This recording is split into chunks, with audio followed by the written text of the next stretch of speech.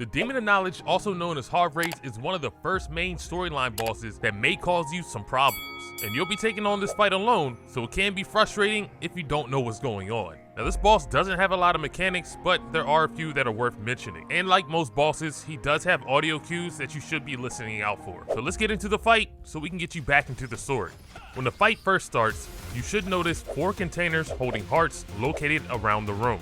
And there'll be a bunch of rats scattered around too, but we're not going to worry about the rats, just focus on the boss and the containers. Now this boss is a caster, and he mainly uses ranged attacks, more specifically lightning attacks. And these lightning attacks are what you need to pay close attention to. He'll call lightning down from the sky, and you can see it coming when a small circle forms around your feet. And if you don't move, it'll do a good amount of damage and it can stun you. And he may follow that up with a purple orb attack. Now this boss does have an attack that has a purple block indicator like you'll see in most dungeon runs. If you can, I would start practice blocking these attacks now, but if not, you can just tank the damage. Now earlier I mentioned that you need to listen out for some audio cues.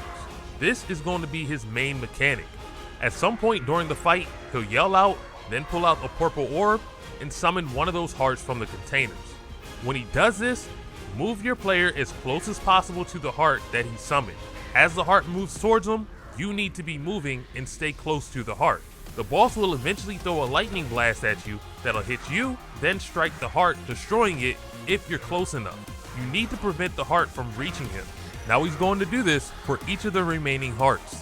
And near the end of the fight, he may call both orbs to him at the same time. Do your best to stand in the middle of them to make sure that when you get hit with that lightning bolt, it hits both of those hearts as well. Once all the hearts are gone, just focus on doing your damage and blocking when you need to. Take its health down and defeat this boss. Let me know down in the comments, what level are you currently sitting at? I hope you enjoyed this one and learned something new. I'll catch you on the next one. After much interrogation,